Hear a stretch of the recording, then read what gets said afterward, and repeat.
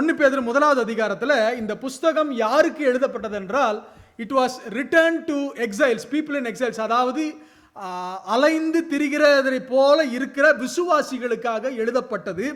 அவர்கள் பல தேசங்களிலே அலைந்து திரிந்து கொண்டிருந்தவர்கள். பொந்தியா, கலத்தியா, கப்பதோக்கியா, ஆசியா, பித்தினியா ஆகிய இந்த தேசங்களிலே அவர்கள் பரதேசிகளைப் போல அவர்கள் அலைந்து திரிந்து கொண்டிருக்கிற விசுவாசிகளுக்கு எழுதப்பட்டது.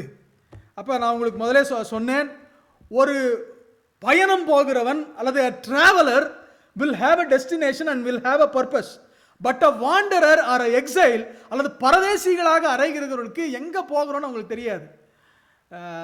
ஹிப்பிங்க அப்படின்னு சொல்லுவாங்க, அந்த வார்த்தையை சொல்லலாமான்னு கூட எனக்கு தெரியலை. அந்த மனிதர்கள் என்ன பண்ணுவாங்கன்னா, ஒரு இடத்துலேருந்து இன்னொரு இடத்துக்கு அவர்கள் அலைந்து கொண்டே இருப்பார்கள். எதுக்கு ஒரு தேசத்துக்கு போகிறோன்னு அவங்களுக்கு தெரியாது. அந்த தேசத்துலேருந்து இன்னொரு இடத்துக்கு போவாங்க, அங்கே எங்கே எதுக்கு போகிறோன்னு தெரியாது, ஆனால் அலைந்து கொண்டே இருப்பார்கள். அவர்களுடைய வாழ்க்கை அலைகிற வாழ்க்கையாக இருக்கும். அப்படிதான் இந்த விசுவாசிகள் ஆண்டவரை ஏற்றுக்கொண்ட பிறகும் எதுக்கு ஆண்டவரை ஏற்றுக்கிட்டோம், ஏன் ஆண்டவருக்குள்ளே நம்ம எதுக்காக ஆண்டவர் நம்மளை பிடிச்சிருக்கிறாரு அப்படிங்கிறது தெரியாமல் ஏதோ ஒன்று ஆண்டவரை தேடி அப்படியே போய்கிட்டு இருக்கோங்கிறது சொல்லி ஒரு நம்பிக்கையற்றவர்களைப் போல they wander like people without hope. ஆனால் அப்படிப்பட்டவர்களுக்கு பேதுரு என்ன சொல்றாருன்னா, உங்களுக்கு நம்பிக்கை உண்டு, நீங்க நம்பிக்கை இல்லாதவங்க மாதிரி அலையக்கூடாது, உங்க கிறிஸ்தவ வாழ்க்கை நம்பிக்கையற்றது மாதிரி இருக்கக்கூடாது அப்படின்னு சொல்லி அவர் அவங்களுக்கு சொல்லி கொடுத்த முதல் காரியம் என்னன்னா, உங்களுக்கு நம்பிக்கை உண்டு. பக்கத்தில் இருக்க உங்க கையை பிடிச்சி சொல்லுங்க, உங்களுக்கு நம்பிக்கை உண்டு. அக்கா, ஆனி அக்கா, உங்களுக்கு நம்பிக்கை உண்டு, நமக்கு நம்பிக்கை உண்டு. அப்ப அடுத்த ஒரு லெவலுக்கு எங்க போறாரு அப்படின்னா, இந்த நம்பிக்கை இருக்கிறதுனால அந்த நம்பிக்கை செத்த நம்பிக்கை அல்ல, ஜீவன் உள்ள நம்பிக்கை. It is a living hope. ஜீவன் உள்ள எந்த ஒரு காரியமும் it should do some action. அப்ப ஜீவன் உள்ள அந்த நம்பிக்கை என்ன செய்ய வேண்டும் என்றால், 13வது வசனத்தில் எழுதுறாரு, உங்கள் மனதின் அறையை கட்டி கொண்டு தெளிந்த புத்தி உள்ளவர்களாய் இருங்கள், தெளிந்த புத்தி உள்ளவர்களாய் கிருபையின் மேல உங்களுடைய முழு நம்பிக்கையும் வைத்திருங்கள் என்று சொல்லி அவர் எழுதுகிறார். அப்படின்னா என்ன அர்த்தம்னா, உங்கள் மனதின் அறையை கட்டிக்கொண்டு அப்படின்னு சொல்லும் போது, இஸ்ரவேலுடைய வாழ்க்கையிலிருந்து சொல்லி கொடுத்தேன், அவர்கள் நீளமான ஆடைகளை அணிந்திருப்பார்கள்.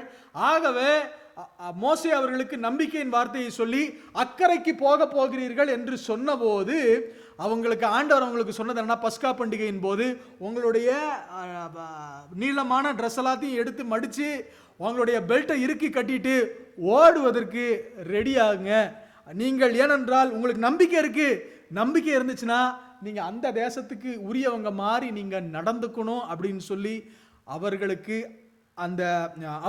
பேதுரு அங்கே அவர்களுக்கு ஒரு உபதேசத்தை, அங்கே ஒரு சத்தியத்தை அவர்களுக்கு விளங்க பண்ணுகிறார்.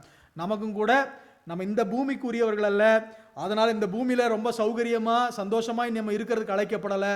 நம்முடைய லூசன்ஸ், நம்முடைய நேரங்களை நம்ம எங்கே செலவுன்றோமோ லூஸ் டைம்ஸ் எல்லாத்தையும் Titan your self and think that you are running for the other sure. நம்ம அக்கறைக்கு போகிறவர்கள் என்பதை குறித்து நான் சொன்னேன். அதே அதிகாரத்தில் இன்னும் 3 காரியத்தை சொல்லுகிறார். இஸ்ரவேல் ஜனங்கள் வனாந்தரத்தில், அதாவது எகிப்து தேசத்திலிருந்து வனாந்தரத்துக்குள்ள வந்தோடனே ஆண்டவர் தம்மை அவர்களுக்கு வெளிப்படுத்தினார். நான் யார் என்பதை, நானே உங்களை பரிசுத்தம் பண்ணுகிற கர்த்தர், நான் பரிசுத்தம் உள்ள தேவன் என்பதை கர்த்தர் வெளிப்படுத்தினார். அதையும் இங்கே பேதுரு எழுதுகிறார். அதற்கப்புறம் நீங்கள் எப்படி மீட்கப்படுகிறீர்கள், how were you redeemed அப்படிங்கிற காரியத்தை பற்றி எழுதுகிறாரு. அப்புறம் தேவனுடைய வார்த்தை எப்படிப்பட்டது என்று சொல்லி 1வது அதிகாரத்தை முடிக்கிறார். He finishes the first chapter calling out about the word of God, the blood of God and who God is, the character of God. 2வது அதிகாரத்துக்கு வரும்போது இஸ்ரவேல் ஜனங்கள் வனாந்தரத்துக்குள்ள வந்ததுடனே ஆண்டவர் அவர்களை பார்த்து என்ன சொன்னார் அப்படின்னா, நீங்கள் உங்களுடைய புளித்த மாவெல்லாத்தையும் தூக்கி போட்டுட்டு புளிப்பில்லாத அப்ப பண்டிகையை கொண்டாடுங்க. அது மாதிரி இங்க பவுல் என்ன எழுதுறாருன்னா, நீங்க ஆண்டவர் உங்களை பிடிச்சிட்டாரு, அக்கறைக்கு போகிற நம்பிக்கையோட நீங்க வந்துட்டீங்க, இப்ப என்ன பண்ணுங்கன்னா உங்க வாழ்க்கையில் இருக்க புளிச்சதெல்லாம் தூக்கி போடுங்க.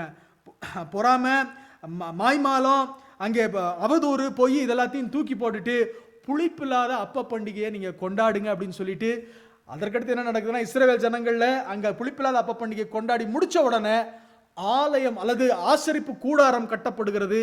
அவர்களை, இஸ்ரவேல் மக்களை, அதுவரைக்கும் யாக்கோபின் புத்திரர் என்று சொல்லப்பட்டவர்களை கர்த்தர் ஒரு தேசமாக எழும்ப பண்ணுகிறதை குறித்து நாம் அங்கே கற்றுக்கொண்டோம். அதன் பிறகு ஒரு தேசமாய் எழும்பினதுக்கு அப்புறம் அந்த தேசத்துக்குள்ள நீங்க எப்படி வாழ வேண்டும் என்பதை 3வது அதிகாரத்திலையும் 2வது அதிகாரத்தினுடைய கடைசி பகுதியிலையும் 3வது அதிகாரத்தினுடைய முதல் பகுதியிலையும் அங்கே ஆண்டவர் அவர்களுக்கு சொல்லிக் கொடுக்கார். எப்படின்னா, எப்படி வாழணும்னா, புத்தி உள்ளவங்களா இருந்துக்கங்க, உங்களை எதிர்க்கிறவங்க இருப்பாங்க, அவங்களுக்கு எதிர்க்கும் போது நீங்கள் அவர்களுக்கு அடங்கி போருங்கள், நீங்கள் திரும்ப சண்டை போட்டுறாதீங்க, உங்கள் வாழ்க்கையை பாதுகாத்து கொள்ளுங்கள் என்று சொல்லி எப்படி உலகத்தில் வாழ வேண்டும் என்பதை குறித்து அவர்களுக்கு கற்றுக் கொடுத்தார்.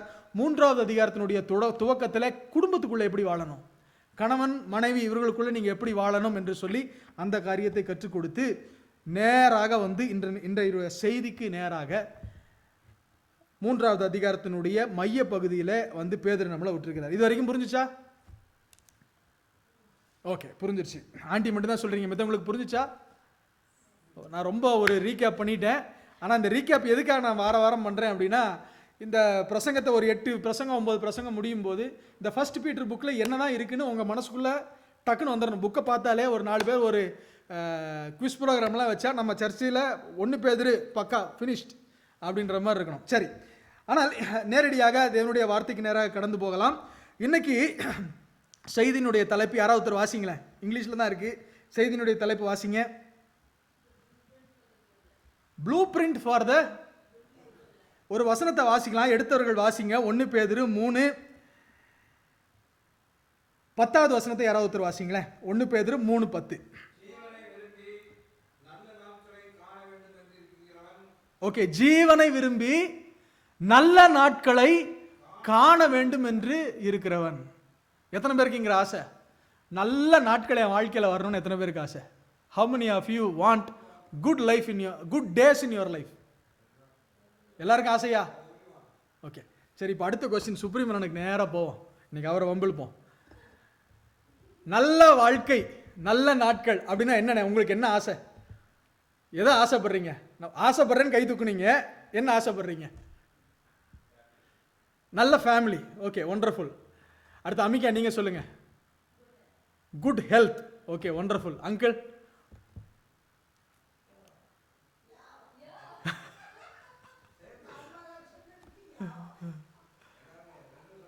ஓகே, குடும்பம், நல்ல குடும்பம், நல்ல உடல்ல பலம். அக்கா, ஆனி அக்கா? இல்லை, அண்ணன்ட்ட வந்துடுவோம். அண்ணனை பிடிச்சிக்கோ இன்னைக்கு. கடன் இல்லாத வாழ்க்கை. உண்மை, கடன் இல்லாத வாழ்க்கை. அக்கா, உங்களுக்கு நீங்கள் சொல்லுங்கள். Good health. ஓகே, அப்போ பிரதானமாக நம்முடைய சபை மக்கள் எல்லாரும் ஒரு மைய பகுதிக்குள்ளே வர்றது எங்கே அப்படின்னா, லைஃப் ஃப்ரீ ஃப்ரம் வரிஸ். வருத்தம் இல்லாத வாழ்க்கை. ஆன்டி டக்குன்னு முடிச்சிட்டாங்க. வருத்தம் இல்லாத வாழ்க்கை. சிலர் இடத்துல நான் இந்த வாரத்தில் சும்மா இந்த செய்தி ஆயத்தம் பண்ணுறதுனால நம்ம ஃபோன் பண்ணுறவங்கள்ட்டெல்லாம் ஒரு வார்த்தை கேட்டேன். நல்ல வாழ்க்கைன்னா நீங்கள் என்ன நினைக்கிறீங்க?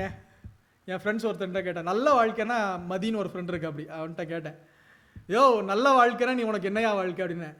என்னையா ரொம்ப ஜாஸ்திலாம் இல்லையா, இங்கேருந்து எப்படி கனடாலேருந்து நான் இந்தியாவுக்கு போயிடுவேன்யா, நான் இங்கே செட்டில் ஆகிற மாதிரி இல்லை. என்ன நம்ம ஒரு 4 வீடு, ஒரு 2 தோட்டம், அப்படியே எந்த வேலையும் செய்யாமல் அப்படியே தோப்பில் அப்படியே உட்காந்துட்டு காற்று வாங்கிட்டு இருக்கணும், எல்லாமே நம்மளுக்கு நடக்கணும்யா அப்படின்னா. சரி, உனக்கு அப்படி இருக்குப்பா, நல்லதுப்பா அப்படின்னு சொல்லிட்டு சொன்னேன். இன்னொரு மனிதர்கிட்ட கேட்டேன், உனக்கு என்னப்பா நல்ல வாழ்க்கைன்னு நீ நினைக்கிறிய என்ன அப்படின்னு கேட்டேன். அவர் ஒரு ஆன்சர் சொன்னார், தூக்கி வாட்டி போட்டுச்சு, பொண்டாட்டி தொல்லை இல்லாமல் இருந்தாலே போதும்பா அப்படின்னாரு. சரி, ரைட்டு அப்படின்னு சொல்லிட்டு, இப்போ இந்த உலகத்தில் what does good life means to the world? Wealth, comfort, success.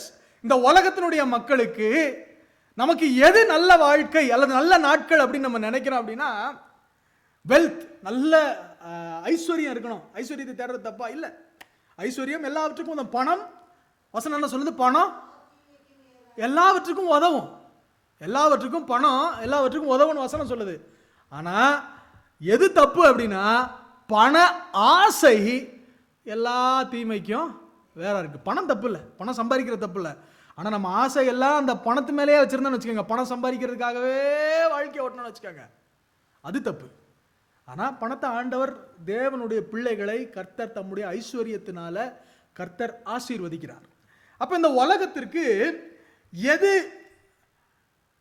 நல்ல வாழ்க்கை அல்லது நல்ல நாட்கள் அப்படின்னு உலகத்தில் இருக்க மக்களை கேட்கும்போது அவங்களுக்கு எதுனா ஐஸ்வர்யம், நல்ல சௌகரியம், அல்லது நல்ல மேன்மை, சக்சஸ், அதெல்லாம் தான் இந்த உலகம் சொல்லுது. ஆனால் கர்த்தர் நமக்கு ஒரு சில வாழ்க்கையில ஒரு சில காரியங்களை தராரு. வேதத்தின் அடிப்படையில் எது நல்ல வாழ்க்கைன்னு சொல்றதை விட முதல்ல நான் எங்க போகணும்னு நினைக்கிறேன் அப்படின்னா, கர்த்தர் நமக்கு கொடுக்கிற வாழ்க்கை. ஒரு கிறிஸ்தவர்களாய் நீங்கள் மாறிவிட்டீர்கள் என்றால், தேவனை நம்புகிறவர்களுக்கு கர்த்தர் கொடுக்கிற வாழ்க்கை எப்படிப்பட்ட வாழ்க்கை? What kind of life does God promise in his word for his people? தம்முடைய பிள்ளைகளுக்கு தேவன் கொடுப்பேன் என்று சொல்லுகிற வாழ்க்கை எப்படிப்பட்ட வாழ்க்கை? முதலாவது அபண்டன்ட் லைஃப், பரிபூர்ண ஜீவன். எப்படி பரிபூர்ணமான வாழ்க்கை கட்டளை எடுக்கிறார்? யோவான் 10வது அதிகாரம் 10வது வசனத்துல வாசிக்கிறோம். யாராவது வாசிங்க, மேல இருக்கு. நானோ அவைகளுக்கு ஜீவன் உண்டாயிருக்கமோ அது எப்படி இருக்குமா? அது பரிபூர்ண படம் வந்தேன். God wants us to give us abundant life. அப்ப இன்னைக்கு உங்க வாழ்க்கையில குறைவு இருந்துச்சுன்னு வச்சுக்கோங்களேன், பற்றாக்குறை இருந்துச்சுன்னு வச்சுக்கோங்களேன், ஆண்டவர்கிட்ட கேளுங்க, ஆண்டவரே you promised me that you will give me abundant life. இந்த உலகத்துல பற்றாக்குறையை நம்ம இருக்கக்கூடாது. நிறைய நேரத்தில் என் வாழ்க்கையில பற்றாக்குறைக்குள்ள போயிருக்கிறேன். ஆனால் ஆண்டவர் நம்மளை பற்றாக்குறையில வைப்பேன் ஆண்டவர் சொல்லலை. எப்படிப்பட்ட வாழ்க்கையில வைக்கிறாருன்னா, ஒன் சைடு இட்டர்னல் லைஃபை குறித்து இந்த வார்த்தையில சொல்லியிருந்தாலும், பரலோகத்தை குறித்து சொல்லியிருந்தாலும், இந்த பூமியில் நான் சொல்லுகிறேன், நமக்கு பற்றாக்குறைகள் இருக்கக்கூடாது. பற்றாக்குறை இருக்கிறது நம்ம சந்தோஷப்படக்கூடாது. ஆண்டவர் நமக்கு ஒரு சில பற்றாக்குறை அனுமதிக்கிறாரு. ஆனால் பற்றாக்குறையிலேயே அப்படியே ஆண்டவர் நம்மளை விடுறதில்லை. ஆண்டவர் நமக்கு எப்படிப்பட்ட ஜீவனை கொடுக்குறாரா, எப்படிப்பட்ட வாழ்க்கையை கொடுக்குறாரா? ஜீவன் உண்டாயிருக்கமோ அது பரிபூர்ண படமும் கர்த்தர் நமக்கு கொடுக்குறார். ரெண்டாவது ஒரு வாழ்க்கை எப்படிப்பட்ட வாழ்க்கை அப்படின்னா, எரேமியா 29:11. சுகின் சத்தமா வாசிங்க சுகின். எரேமியா 29:11.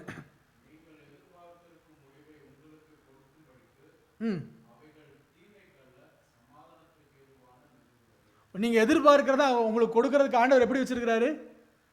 தீமைக்கு ஏதுவா நினைக்கல, நன்மைக்கு ஏதுவா. அப்படின்னா God gives a life with hope. நீங்க எதிர்பார்க்கிறத ஆண்டவர் உங்களுக்கு தருவார். நீங்க ஆசைப்படுறதை, நீங்க விரும்புகிறதை கர்த்தர் உங்களுக்கு தருவார். இந்த ராத்திரி வேளையில சொல்லுகிறேன், ஆண்டவர் கொடுக்கிற வாழ்க்கை, நம்ம நம்புறதை, நம்ம விரும்புறதை அவர் கொடுக்கிறாரு. அடுத்து மூணாவது எப்படிப்பட்ட வாழ்க்கை ஆண்டவர் தராருன்னு பாருங்க. சங்கீதம் 23:6. என் ஜீவன் உள்ள நாளெல்லாம் நன்மையும். அப்ப நம்ம வாழ்க்கை எப்படிப்பட்ட வாழ்க்கையா இருக்கணும்? நன்மையும் கிருபையும் நிறைந்த வாழ்க்கையா இருக்கணும். முதல் பாயிண்ட் சொன்னேன், பரிபூர்ணமான வாழ்க்கையா இருக்கணும். ரெண்டாவது நம்பிக்கை உள்ள வாழ்க்கையா. சிலருக்கு நம்பிக்கையா இருக்காது. எங்க பாட்டிட்ட எங்க அப்பா வந்து, ஏமா இதெல்லாம் சாப்பிட போற அப்படின்னு கேட்டாங்கன்னா, ஏமா இதெல்லாம் சாப்பிட்றேன்னு கேட்பாங்க. எங்க பாட்டி இருந்து சொல்லுவாங்க, அடுத்த வார்த்தை, தின்னுட்டு சாகிறேன்டா. எதுக்கு சாகணும்? எதுக்கு திங்கணும்? சாப்பிட்றது எதுக்குங்க சாப்பிட்றோம் சொல்லுங்க? வாழ்றதுக்கு சாப்பிட்றோமா, சாகிறதுக்கு சாப்பிட்றோமா? ஆனால் நம்ம எங்க பாட்டி அடிக்கடி சொல்றது, தின்னுட்டு சாகிறேன். அதுக்கு எதுக்கு சாப்பிடணும்? சாப்பிடாம இருந்தாலே முடிஞ்சிடும். நான் இந்த ராத்திரியில் உங்களுக்கு சொல்லுகிறேன், நம்பிக்கை உள்ளவர்களாக இருக்க வேண்டும். Life with hope. அடுத்து நன்மையும் கிருபையும் நம்மை தொடர்ந்து வரும். அடுத்து மூன்றாவது ஒரு காரியம், லைஃப் வித் சாட்டிஸ்ஃபேக்ஷன். அதாவது புலம்பல் 3வது அதிகாரம், பிரசங்கி 3வது அதிகாரம் 13வது வசனத்தில் வாசிக்கும் போது, பிரசங்கி 3:14 வாசிக்கும் போது, வாசிங்க யாராவது ஒருத்தர்.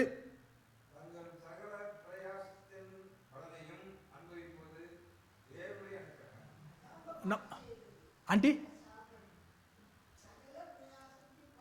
சகல பிரயாசத்தின் பலனை அனுபவிக்கணும். உண்மைதான். அதாவது நான் என்ன சொல்றேன் அப்படின்னா, நான் சாப்பிடக்கூடாத பத்தி நான் சொல்லலை. நான் என்ன சொல்றேன் அப்படின்னா, சாப்பிடுங்க, சாப்பிட்டுட்டு, ஆனால் எதுக்கு சாப்பிடணும்? வாழ்றதுக்கு சாப்பிடணும். சாகிறதுக்கு நம்ம சாப்பிடக்கூடாது. அப்போ நம்பிக்கை இல்லாமல் நம்ம சாப்பிட்றவர்களாக இருக்கக்கூடாது.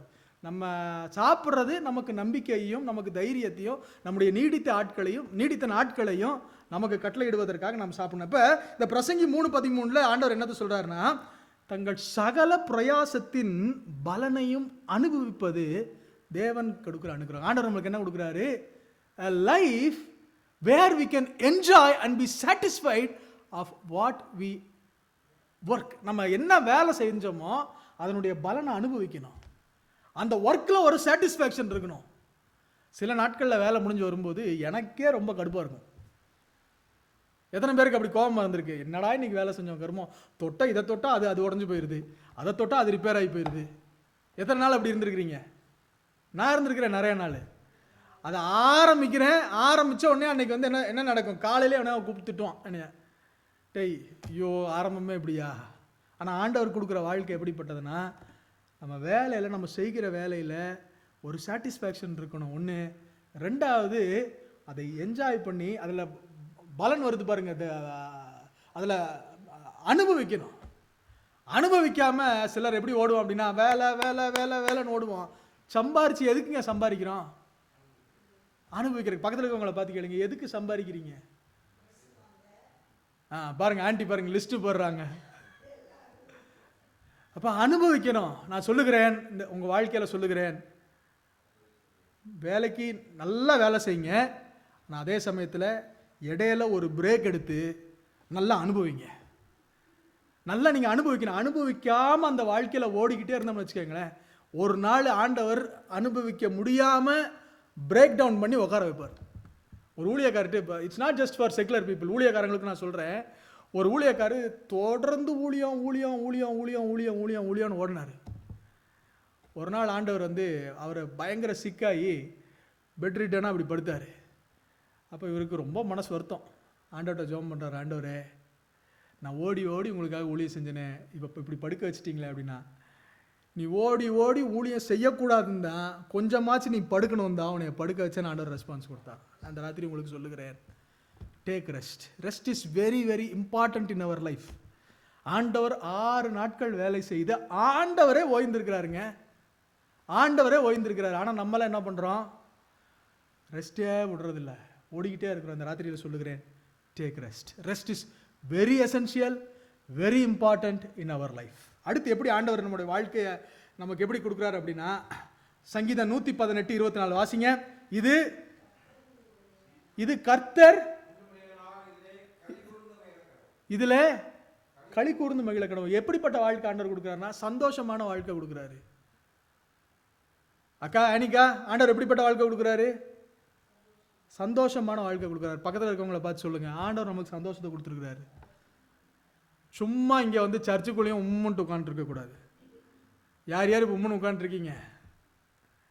யாரும் சர்ச்சுக்குள்ளேயாச்சும் கொஞ்சம் சிரிங்களேன். எனக்காக வச்சு இவ்வளோ கேட்குறேனே, கொஞ்சம் சிரிங்க அண்ணே, கொஞ்சம் சிரிங்கண்ணே பின்னாடி. ஓகே சரி.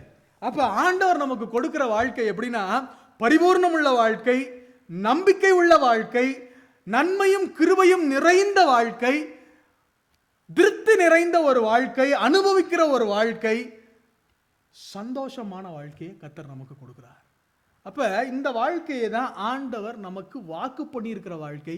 இதெல்லாத்தையும் உடையும் ஆண்டவர் நமக்கு கொடுப்பேன்னு சொன்ன ஒரு வாழ்க்கை என்னன்னா, நித்திய ஜீவனை நமக்கு ஆண்டவர் வாக்கு பண்ணி இருக்கிறார்.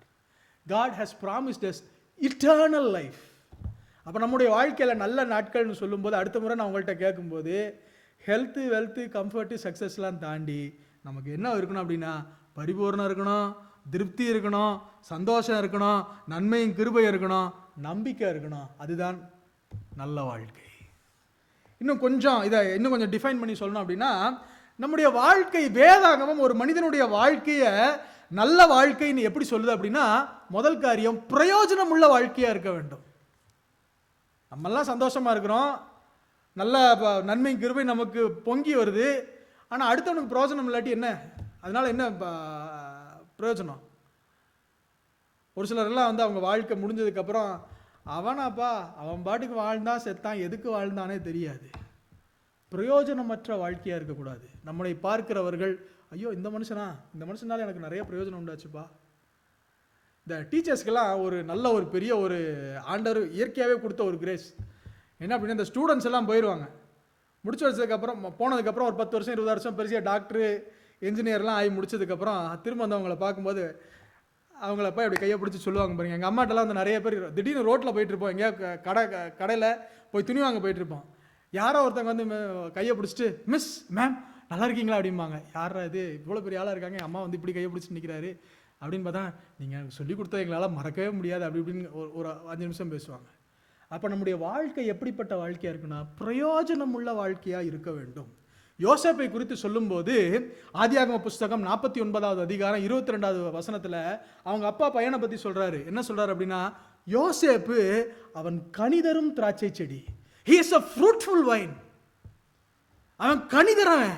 அவன் பக்கத்தில் யாராவது போனான்னா அவன் அவன் அவன் நல்லா கனி கொடுக்குறவனா அவன் மாறி போவான். He is a fruitful person. இன்னைக்கு உங்கள் ராத்திரியில் உங்கள்கிட்ட கேட்குறேன், உங்களை பார்த்து எத்தனை பேர் சொல்ல முடியும் He is a fruitful person? அவர் பேச்சு, அவர்கிட்ட போய் ஒரு 5 நிமிஷம் பேசினா போதுங்க, மனசு அப்படியே ரிஃப்ரெஷ் ஆகிரும்.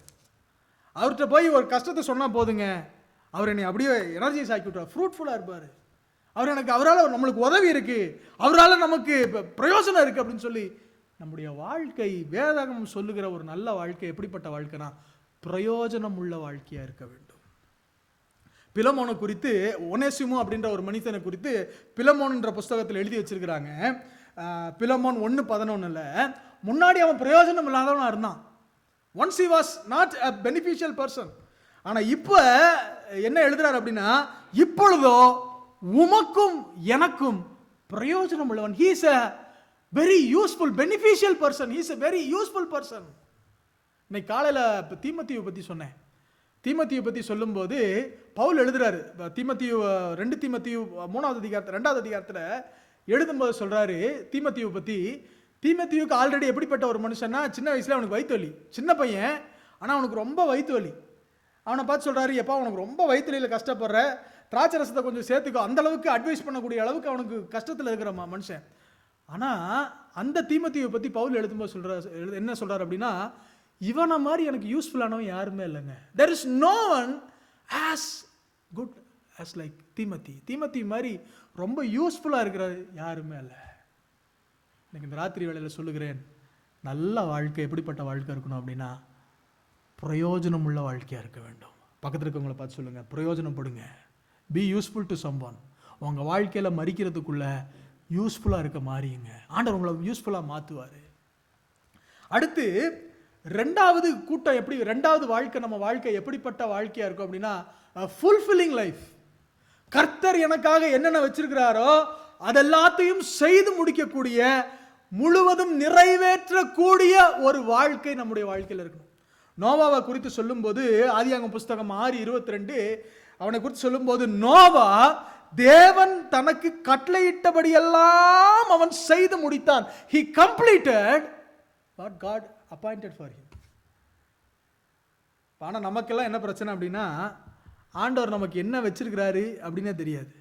We do not even know what is the will of God in our life. இன்னைக்கு இந்த ராத்திரி வேளையில் சொல்லுகிறேன், முதல் காரியம் நம்ம செய்ய வேண்டியது, இன்னும் நிறைய இடங்கள் எனக்கும் தெரியாது, நான் உங்களை மட்டும் சொல்லலை. Even I don't know the will of God. I am sometimes struggling to find the will of God. ஆண்டவரே இந்த என்னோட நான் எதை செஞ்சு முடிக்கணும். ஆனால் இந்த பவுலுன்ற அந்த மனுஷன் தமஸ்குக்கு போகிற வழியில் சடுதியாய் ஒரு ஒளி அவன் மேலே பட்ட உடனே ஆண்டவரை ஏற்றுக்கிட்ட உடனே அவன் கேட்ட முதல் வார்த்தை என்னன்னா, ஆண்டவரே என்ன செய்ய சித்தமாக இருக்கிறது? What you want me to do God? நான் என்ன செய்யணும்? அப்போ இந்த நோவாவை குறித்து சொல்லும்போது ஆண்டவர் என்ன நல்லா சொன்னாரோ அதெல்லாம் செஞ்சு முடிச்சாரு. அடுத்து மோசையை குறித்து சொல்லும்போது யாத்திராகம புஸ்தகம் 40:16 அங்கே வாசிக்கிறோம், கர்த்தர் தனக்கு கட்டளையிட்டபடியெல்லாம் மோசே செய்து முடித்தான். He finished what God had appointed for them. Pavul தன்னுடைய கடைசி நாட்களில் சொல்றாரு, நல்ல போராட்டத்தை போராடினேன், விசுவாசத்தை காத்துக்கொண்டேன், என் ஓட்டத்தை முடித்தேன், இது முதல் எனக்கு நீதியின் கிரீடம் விற்று. அப்படின்னா அது அர்த்தம் என்னன்னா, ஓடுனேன், போராடினேன், எல்லாத்தையும் செஞ்சு முடிச்சிட்டேன். செஞ்சு முடிச்சது எப்படி செஞ்சு முடிச்சேன்னா பெர்ஃபெக்டாக செஞ்சு முடிச்சிட்டேன். ப்ரைஸ் வாங்குற மாதிரி செஞ்சு முடிச்சிருக்கிறேன். பக்கத்தில் இருக்கவங்கள்ட்ட கேளுங்களேன், ப்ரைஸ் வாங்கிடுவீங்களா? கேளுங்க, price வாங்கிடுவீங்களா?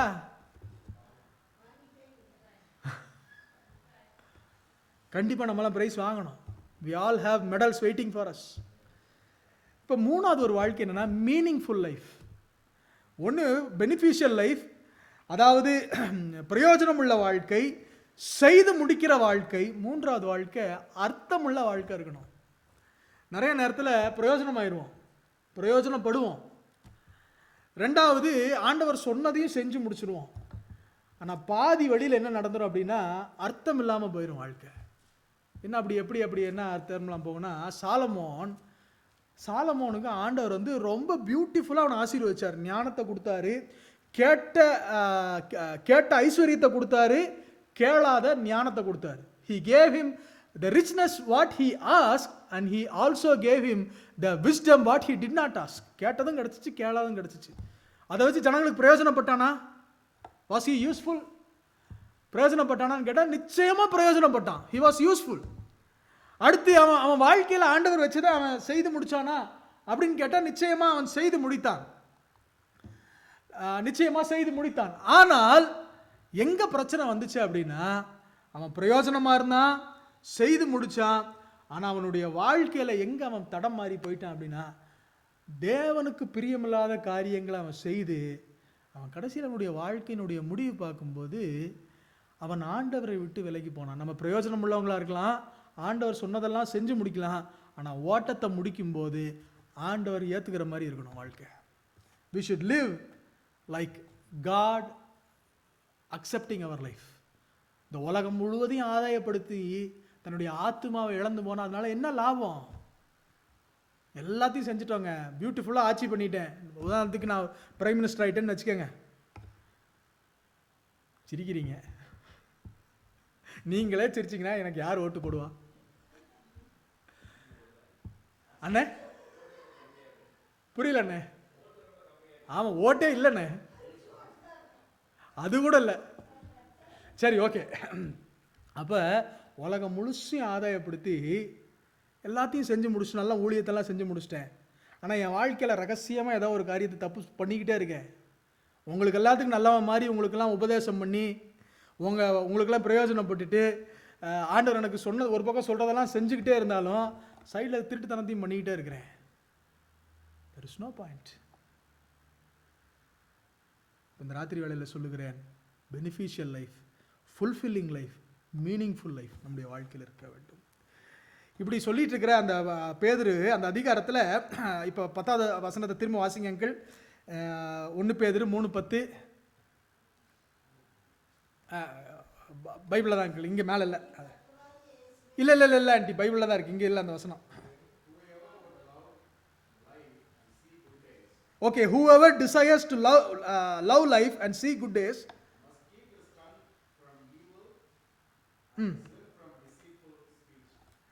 must keep his tongue from evil and his lips from deceitful speak.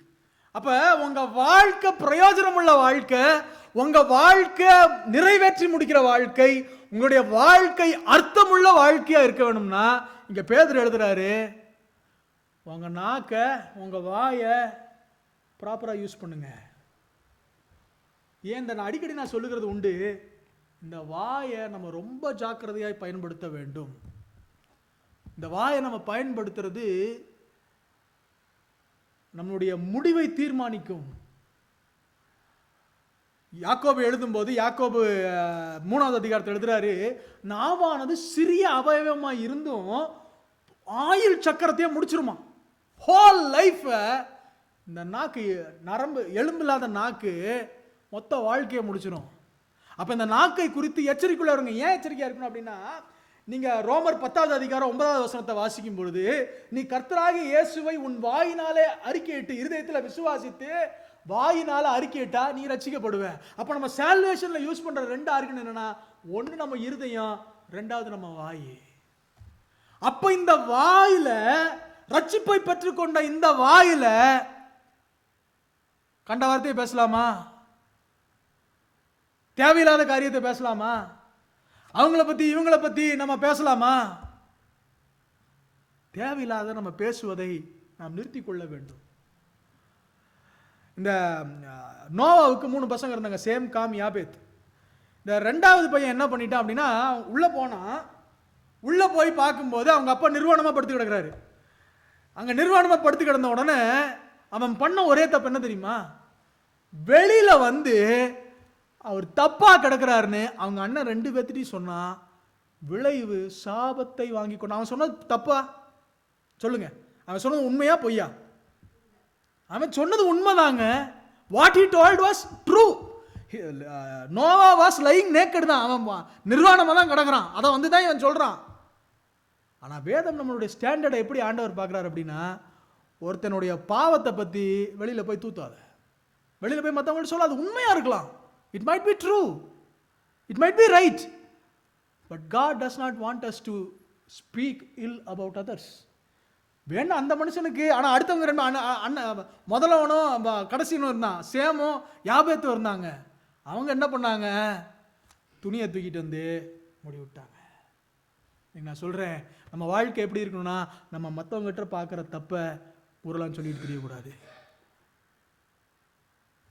அதுக்கு பதிலாக மாற என்ன பண்ணா, நேரம் அந்த மனுஷன்ட்டே போய் இப்படி இப்படி பண்ணால் நல்லா இருக்குமே, நேராக பேசி முடிச்சிருங்க. இந்த ராத்திரி வேளையில் உங்களுக்கு சொல்லுகிறேன், நம்முடைய நாக்கை குறித்து எச்சரிக்கை. உங்களுக்கு சொல்லும்போது நானும் எச்சரிக்கையுள்ளவனாக இருக்கிறேன். நானும் இந்த சத்தியம் எனக்கு உரியது தான். We have to be very careful about how we use our tongue. யாக்கோபு 3:11 வாசிக்கிறோம். James chapter 3 and verse 1. ஒரே ஊற்றிலிருந்து கசப்பும் வரும், தித்திப்பும் வரும். ஆலயத்துக்கு வரும்போது ஸ்தோத்திரம் ஸ்தோத்திரம் ஸ்தோத்திரம், வீட்டிலலாம் ஆத்திரம் ஆத்திரம், கெட்ட வார்த்தைலாம் பேசலாமா? உங்களெல்லாம் விட்டுறேன், நானே என்னவே எடுத்துக்கிறேன். ஜெரமி தான் நம்மளை, இந்த பிள்ளைங்க தான் நம்மளை டென்ஷன் பண்ணுவானுங்க. அறிவு இருக்காடா முட்டாள். இது என்ன வார்த்தை, எந்த வாய் இது? இங்கே என்னை நம்பி விசுவாசிக்க கேட்குற வாய். இந்த வாயில் அறிவு இருக்காடா, லூசாடா? அப்போ நம்முடைய வாழ்க்கையில் we have to be very careful. இந்த வார்த்தையை உங்களுக்கு நான் பிரசங்கிக்கிறேன். உங்களுக்கு பிரசங்கிக்கும் போது ஆண்டவர் சமூகத்தில் நின்று நானும் மனம் திரும்புகிறேன். you have to be very careful. ஏன்னா நான் ஒரு காரியத்தை உங்களுக்கு சொல்கிறேன். நம்ம என்ன வாயில் பேசுகிறோமோ, குறிப்பாக பெற்றோர்களுக்கு சொல்கிறேன், உங்கள் பிள்ளைகளை பார்த்து நீங்கள் என்ன வார்த்தையை சொல்லுகிறீர்களோ அது உங்கள் பிள்ளைகள் மேல் 100% பலிக்கும். யாக்கோபு லேவியை பார்த்து சொல்லிட்டான். அந்த லேவியும் சிமியோனும் 2 பேரும் என்ன பண்ணிட்டானுங்கன்னா, அவன் தங்கச்சி தீனால வந்து இந்த ஊரில் இருக்கிறவனுங்க கெடுத்து விட்டானுங்க, அவளை நாசம் பண்ணிட்டானுங்க. நாசம் பண்ணிவிட்டு இப்போ என்ன பண்ணுறாங்கன்னா, அவன் பிள்ளையை கட்டிக்கிறோம் அப்படின்னு சொல்லிட்டு அவனுக்கு வந்துட்டானுங்க. ஆனால் இவனுக்கு அண்ணன் தம்பிகளுக்கு என்னதான் இருந்தாலும் அந்த ரத்தம் ரொம்ப துடிச்சிருச்சு. துடிச்சு என்ன பண்ணுறானுங்கன்னா, அவனுக்கிட்ட ரொம்ப நயம் வஞ்சகமாக, நீங்கள் எல்லாரும் விருத்த சேதனம் பண்ணணும், நீங்கள் விருத்த சேதனம் பண்ணிட்டீங்கன்னா என் தங்கச்சியை கட்டி கொடுக்குறோன்னு சொல்லிட்டு விருத்த சேதனம் பண்ணி அவனுங்க எல்லாம் நோவு எடுத்து படுத்துருக்கும்போது போய் மொத்த ஒரே அடித்து காலி பண்ணி இவனுங்க எரிச்சு ஒன்றுமெல்லாம் ஆக்கிட்டானுங்க இந்த சிமியோனும் லேவியும். இப்போ யாக்கோபுக்கு பயம், ஐயோ நம்ம இப்படி தனியாக நிற்கும் போது இவனுக்கு ரெண்டு இந்த பயலுக போய் இப்படி பண்ணிட்டானுங்களே, நமக்கு வாழ்க்கை என்னாகுன்னு சொல்லி பயத்தில் என்ன பண்ணுறாங்கன்னா, அவனுக்கு மேலே பயங்கர கோபம், சாகிற வரைக்கும் அந்த மனுஷனுக்கு கோபம். இந்த கோபத்தில் என்ன பண்ணுறாருன்னா, லேவியை பார்த்து, உன் வாழ்க்கை முடிகிற வரைக்கும் நீ செதறிதான்டா கிடப்ப, யூ வில் பி அ வாண்டரர். கடைசி வரைக்கும் இந்த லேவிக்கு, நீங்கள் நல்லா அந்த ஹிஸ்ட்ரி ஆஃப் த பைபிள் எடுத்து பாருங்க, லேவின்ற அந்த ட்ரைபுக்கு they did not have portion in Israel. இஸ்ரவேல் தேசமாக மாறி இடத்தெல்லாம் பகுத்து பிரிக்கப்பட்டப்ப லேவியனுக்கு அங்கே பங்கு இல்லை, அவனுக்குன்னு ஒரு லேண்ட் இல்லை. ஆனால் ஆண்டவர் பார்த்தாரு, பின்னாடி அவன் மனம் திரும்பினா, லேவி மனம் திரும்பினா, ஆண்டவர்கிட்ட போய் ஆண்டவரை அண்டிக்கிட்டான். அதனுடைய விளைவு என்ன சொன்னார்னா, நான் உனக்கு சுதந்திரமாக இருப்பேன்ப்பா, நான் உன்னை பார்த்துக்குவேன் அப்படின்னு ஆண்டவர் சொன்னார்.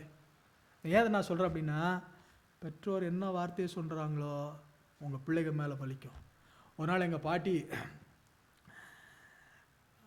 திடீர்னு வந்து வீட்டில் உட்காந்துட்டு ஓன்னு அழுகிறாங்க. எங்கள் பாட்டி என்னடா, எங்கள் பாட்டி வந்து இப்போ ஞாயிற்றுக்கிழமை மத்தியானம் ஓன்னு வந்து அழுகிறாங்க. நான் செய்தி கேட்டிருக்கிறாங்க. செய்தியில் உங்கள் பிள்ளைகளை நீங்கள் என்னென்னலாம் சொல்லி திட்டுறீங்களோ அது உங்கள் பிள்ளைங்க வாழ்க்கையில் வந்து நடக்கும் அப்படின்னு சொன்னோன்னே எங்கள் பாட்டி வந்து அழுகிறாங்க. ஐயோ என் பிள்ளைய நான் இப்படி திட்டேன் ஆண்டவரே அப்படின்னு எல்லாருக்கும். திடீர்னு எங்கள் வீட்டில் எங்கள் பாட்டி ஓன்னு அழுதோடனே எங்களுக்கெல்லாம் ஆச்சரியம் போச்சு. என்னடா பாட்டி அழுகுது, எம்மா அதான் எங்கள் ஊரில் நாங்கள் ஆத்தான்னு தான் கூப்பிடுவோம். அதான் என்ன அழுகிற, என்னாச்சுன்னு போகிறோம். ஆனால் அங்கே போய் பார்த்தா என் பிள்ளைய நான் இப்படி பேசிட்டேன், ஆண்டவர் அந்த மாதிரிலாம் என் பிள்ளைக்கு நடத்திடக்கூடாது. ராத்திரி வேளையில் சொல்லுகிறேன், நம்முடைய வாயின் வார்த்தைகளில் ரொம்ப ஜாக்கிரதையாக இருங்க. ஒருவேளை மனம் பதறி ஏதாவது ஒன்று சொல்லியிருந்தோன்னா, மனம் பதறி ஏதாவது ஒன்று பேசியிருந்தோன்னா, இன்றைக்கி இந்த ராத்திரி வேளையில் ஆண்டவர் சமூகத்தில், ஆண்டவரே என் பிள்ளைகள் மேலே அந்த வார்த்தைகள்லாம் பலிக்கக்கூடாது, என்னுடைய கணவன் மேலே, என்னுடைய மனைவி மேலே இந்த வார்த்தைகள் பலிக்கக்கூடாது. இந்த தாவீது சில நேரங்களில் we are digging our own grave, நம்முடைய படுகுழியை நம்மளே வெட்டுறோம். எப்படி தெரியுமா? மற்றவங்களை நம்ம கோபமாக எரிச்சல் பட்டு ஒரு சில வார்த்தைகளை டப்புன்னு விட்டுருவோம். அதை நம்ம நினைக்கிறோம் வேற யாருக்கோ பேசுகிறோன்னு. ஆனால் ஆண்டவர் அதே எந்த அளவின்படி நீ மற்றவர்களுக்கு அளக்கிறாயோ அதே அளவின்படி உனக்கு அளக்கப்படும். He will, with what measure you measure others, the same will be the measure for you. தாவீது ஒரு நாள் நாத்தான் தீர்க்கதரிசி உள்ள வராரு. உள்ள வந்தோன்னா அந்த நார்கான் தீர்க்கதரிசி ஒரு கதை சொல்றாரு. ஒரு குடியானவன் இருந்தான், அவனுக்கு ஒரு குட்டி ஆட்டுக்குட்டி இருந்துச்சு. இந்த ஆட்டுக்குட்டியை இன்னொருத்தன் பிடிச்சிட்டு போய் அந்த ஆட்டுக்குட்டியை கொன்னுட்டான் அப்படின்ற அந்த இதெல்லாம் கேட்ட உடனே தாவீது கொதி தெளிஞ்சு என்ன பண்றாருன்னா, அந்த மனுஷனை நாளத்தனையா கொடுக்கணும். ஒரு ஆட்டுக்குட்டியை இது பண்ண அவனை 4 ஆட்டுக்குட்டியை வெட்டணும் அப்படின்னு கொதி தெளிஞ்சு பேசுறான். அப்போதான் தீர்க்கதரிசி சொல்றாரு, வேற யாரும் இல்லை, அது டேவிட், இட் இஸ் யூ, நீ தான் அந்த மனுஷன் அப்படின்னு சொல்லும்போது தாவீதுக்கு தெரியல. அப்போ அந்த வார்த்தையை விட்டனுடைய சீரியஸ்னஸ் தெரியல. ஆனால் நடந்தது என்ன தெரியுங்களா? தாவீதோட 4 பிள்ளைகள் பட்டயத்திற்கு இரையானார்கள். பத்சேபாள்கிட்ட பிறந்த குட்டி பிள்ளை அம்னோன், அப்சலோம், அதோனியா, 4 பிள்ளைகள் அவன் கொடுத்து தீர்க்க வேண்டியதாயிருச்சு. இந்த ராத்திரி வேளை சொல்லுகிறேன், be careful with your words. என்னத்தை பேசுறீங்க, எதை பேசுறீங்க, வார்த்தைகளை குறித்து எச்சரிக்கையாக இருங்கள். அடுத்து 2வது காரியம், அந்த வசனத்தை வாசிங்க சுகின், திரும்ப வாசிங்க. Whoever desires to love life and see good days, let him keep his tongue from evil and his lips from speaking deceit. அடுத்த வசனம் அப்படியே வாசிங்க 11. He must turn from evil and do good. எப்படி? let him seek என்னங்க தமிழ்ல சொல்லுங்களா சத்தமா? சமாதானம். சமாதானத்தை விரும்புங்க. நல்ல வாழ்க்கை இருக்கணும்னு நினைச்சீங்கன்னா, பிரயோஜனமுள்ள வாழ்க்கை, செய்து முடிக்கிற வாழ்க்கை, 3வது அர்த்தமுள்ள வாழ்க்கை உங்க வாழ்க்கையில இருக்கணும்னு நீங்க நினைச்சீங்கன்னா, நீங்கள் எப்படிப்பட்டவர்களாக இருக்கணும் என்றால் சமாதானத்தை விரும்புகிறவர்களாக இருக்கணும். when will increase happen in our life? அதுக்கு ஒரு சில வசனங்கள் நான் உங்களுக்கு காண்பிக்கிறேன்.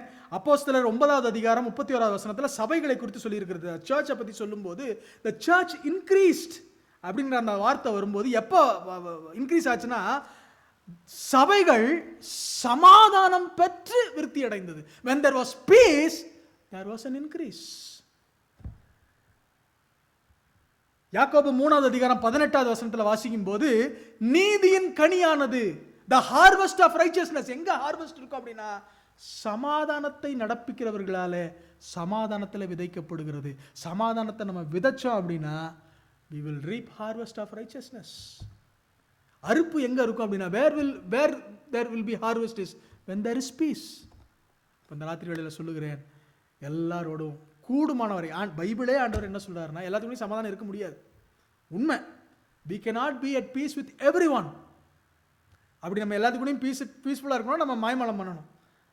ஆனால் என்ன நம்ம ப்ராக்டிஸ் பண்ணணுமா, கூடுமானவரை யாவரோடும் சமாதானமாயிருங்கள். Try to be at peace utmost. என் நேரம் முடிய போது, இன்னும் பிரசங்க பாதி கூட வரல, but I will run fast. ஒரு 10 நிமிஷம் மாத்திரம் எடுத்துக்கிறேன். அப்போ லேவியராகம புஸ்தகம் 26:6 வரும்போது, தேசத்தில் ஆண்டவர் தேசத்தை இஸ்ரவேல் ஜனங்களை ஆசீர்வதிக்கும் போது முதல் காரியம் ஆண்டவர் என்ன சொன்னார்னா, சமாதானம் சமாதானம் சமாதானம் உங்களுக்கு கட்டளையிடுவேன். இன்னைக்கு இந்த ராத்திரி வேளையில் ஆண்டவர் சமூகத்தில் சொல்லுங்க, ஆண்டவரே எனக்கு சமாதானத்தை தாங்க. அப்போ நல்ல வாழ்க்கையை விரும்புகிற மனுஷன், நல்ல வாழ்க்கைனா என்னன்னு உங்களுக்கு சொல்லி கொடுத்தேன். ஆண்டவர் நமக்கு கொடுக்குற வாழ்க்கை எப்படிப்பட்டது, நல்ல வாழ்க்கைனா என்ன, அந்த நல்ல வாழ்க்கை நமக்கு இருக்கணும்னா நமக்குள்ள இருக்க வேண்டிய 2 பாகம் என்ன அப்படின்னா, வாயை யூஸ் பண்ணுறது ரொம்ப கேர்ஃபுல்லாக இருக்கணும். 2வது சமாதானம். இப்போ இந்த 8வது வசனத்திலேருந்து இன்னும் ஒரு 3 வசனம் மட்டும்தான் இருக்கு. இந்த 8, 9 அதே போல 12வது வசனத்தில் வாசிக்கும் போது அங்கே 3 காரியங்களை குறித்து சொல்லப்படுகிறது. என்ன அப்படின்னா, how should we live in our family and church, how should our relation should be, நம்முடைய குடும்பத்தோடும் சபையோடும் நம்முடைய உறவு எப்படிப்பட்டதா இருக்க வேண்டும் 1. 2வது வெளியிலே இருக்கிறவர்களோடு நம்முடைய உறவு எப்படிப்பட்டதா இருக்க வேண்டும் 2. 3வது தேவனோடு நம்முடைய உறவு எப்படிப்பட்டதா இருக்க வேண்டும். நல்ல வாழ்க்கையை விரும்புகிறவர்களுடைய வாழ்க்கையில குடும்பத்துக்குள்ளே எப்படி நம்முடைய உறவு இருக்க வேண்டும், வெளியில் இருக்கிறவர்களோடு எப்படி நம்முடைய உறவு இருக்க வேண்டும், தெய்வத்தோடு எப்படி நம்முடைய உறவு இருக்க வேண்டும். இப்போ வேக வேகமாக நான் போகிறேன், என்னோட சேர்ந்து வாருங்கள். முதலாவது காரியம் என்ன சொல்கிறாருன்னா, ஃபைனலி ஆல் ஆஃப் யூ, 8வது வசனம், finally all of you have unity of mind, ஒருமனப்பட்டவர்களாக இருங்கள். இந்த வாரம் நான் ஈவினிங் ப்ரேயரில் சொன்னேன்னு நினைக்கிறேன். ஒருமனப்பாடுனா இங்கே சர்ச்சில் ஒரு 10 பேர் இருக்கிறோம், எல்லாரும் ஒரே மாதிரி யோசிக்க முடியுமா? சொல்லுங்க. கண்டிப்பா யோசிக்க முடியாது. எல்லாரும் ஒரே மாதிரி யோசிக்க முடியாது. But then what does uniformity mean? அது unity mean. Unity means unity of purpose, not unity of uniformity of opinion. அதாவது நம்ம இப்படி தான் இது செய்யணும் அப்படிங்கிறது குறித்து அல்ல. எண்ட் ஆஃப் த டே அந்த பர்பஸ் என்ன, அதுக்கு நம்ம எல்லாரும் சேர்ந்துருக்கணும். அந்த பர்பஸ் நம்முடைய வாழ்க்கையில் பர்பஸில் நம்ம எல்லாரும் யூனிஃபார்மாக யுனைட்டடாக இருந்தோம் அப்படின்னா ஒப்பீனியனில் நமக்குள்ள பிரச்சனைகள், ஃப்ரிக்ஷன்ஸ் வராது. அப்போ நம்முடைய பர்பஸ் என்னவா இருக்கணும் அப்படின்னா, எதை செஞ்சாலும் ஆண்டவரை மகிமைப்படுத்தணும். இன் எவ்ரிதிங் க்ளோரிஃபை காட். அப்போ எல்லாவற்றிலும் ஆண்டவரை மகிமைப்படுத்தணும் அப்படின்ற அந்த ஒரு பர்பஸ், அந்த பர்பஸில் நம்ம யூனிஃபை ஆயிட்டோம்னா குடும்பமாக நம்ம செய்கிற எல்லா காரியங்களிலுமே நம்ம என்னவா மாறிடுவோம்? ஒருமனப்பட்டவர்களாய் மாறிவிடுவோம். 2வது, இரக்கம் உள்ளவர்களாக இருங்க. Entry into others joys and sorrow. இரக்கம் உள்ளவனா, இரக்கமாக இருக்கிறது என்ன? Entry into others joys and sorrow. சந்தோஷப்படுகிறவர்களோட வசனம் பாருங்க, ரோமர் 12:15, சந்தோஷப்படுகிறவர்களுடனே சந்தோஷப்படுங்க. அழுகிறவங்க கூட அழுங்க. யாராவது உடம்பு சரியில்லைன்னா, வீட்டில் யாராவது கஷ்டப்பட்டு இருக்கிறாங்கன்னா நம்ம முதல் வேலை என்ன பண்ணணும்? ஐயோ உங்களுக்கு ஏதாவது வேணுமா, சாப்பிட்டீங்களா, அழுகிறீங்களா அப்படின்னு விசாரியுங்கள். உங்கள் குடும்பத்திற்குள்ள விசாரிப்பு ரொம்ப ரொம்ப அவசியம். ஒரு நாள் எனக்கும் ஜெனிஃபருக்கும் ஒரு நாள் ஒரு ஆர்கியூமெண்ட் வந்துச்சு. என்ன ஆர்கியூமெண்ட் அப்படின்னா, வந்தோடனே கொஞ்சம் நேரம் அப்படியே ஜெனிஃபர் அப்படி மூஞ்ச தூக்கிட்டு இருந்தேன். அப்படி நானும் 2 கொஞ்சம் நேரம் கழித்து கேட்டேன், என்ன தான் உனக்கு பிரச்சனை, ஏன் அப்படி மூஞ்ச தூக்கிட்டு இருக்க அப்படின்னு. ஒரு வார்த்தை சொன்னான், வந்திருக்கிறேன், இன்றைக்கி உன் நாள் எப்படி இருந்துச்சு, நல்லா இருந்துச்சுன்னு ஒரு வார்த்தை கேட்டிங்களா? வந்ததுலேருந்து அதை எனக்கு கொண்டு வா, டீயை கொடு, காப்பியை கொடு, உங்கள் தேவைகளெல்லாம் கேட்குறீங்க, என்கிட்ட ஒரு வார்த்தை கேட்டிங்களா? விசாரிப்பு குடும்பத்திற்குள்ளே ரொம்ப அவசியம்.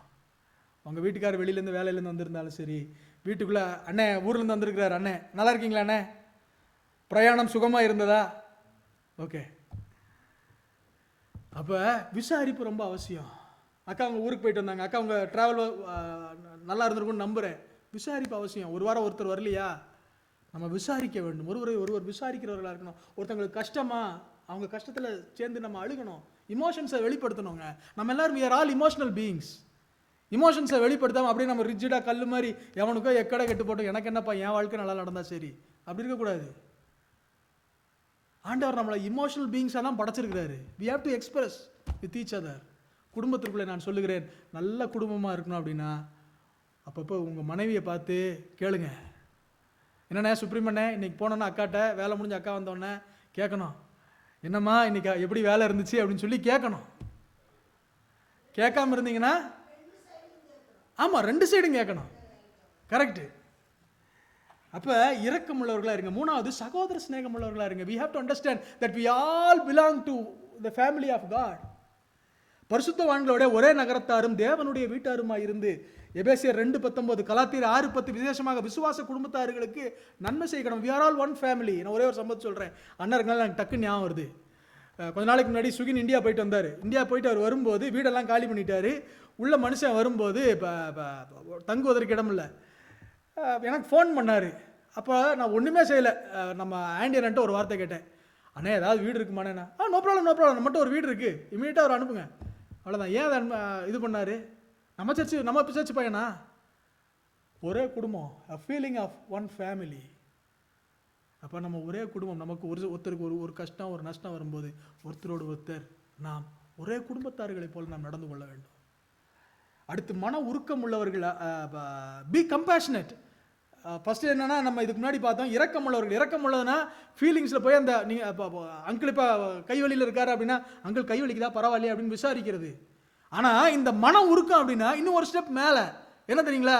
கூட்டிகிட்டு போய் அங்கிளை ஒரு நேரம் ஃப்ரீயாக இருக்குமா, அங்கிள் உங்கள் டாக்டர்கிட்ட போகணுமா, நான் வரேன் அங்கிள், கூட்டிகிட்டு போகிறது. Getting into action. சுகின் அந்த வேலையை கரெக்டாக பண்ணுவார். அன்னைக்கு எலைஜா ஃபிங்கரை இது பண்ணிட்டாங்க, எமர்ஜென்சிக்கு போயிட்டாங்க அப்படின்னு சொல்லி இப்போ மெசேஜ் வந்த உடனே ஜெனிஃபர் கால் பண்ண. அப்படி நாங்கள் கால் பண்ணி தான் கேட்டோம். அடுத்த ஒரு அரை மணி நேரம் கழிச்சு சுகின்ட்ட பேசினேன். நான் சுகின்ட்ட சொல்கிறேன், சுகின் எலைஜா இந்த மாதிரி ஃபிங்கரை இது பண்ணிட்டானா. அண்ணே நான் இப்போ தானே அவங்கள பார்த்துட்டு வரேன்.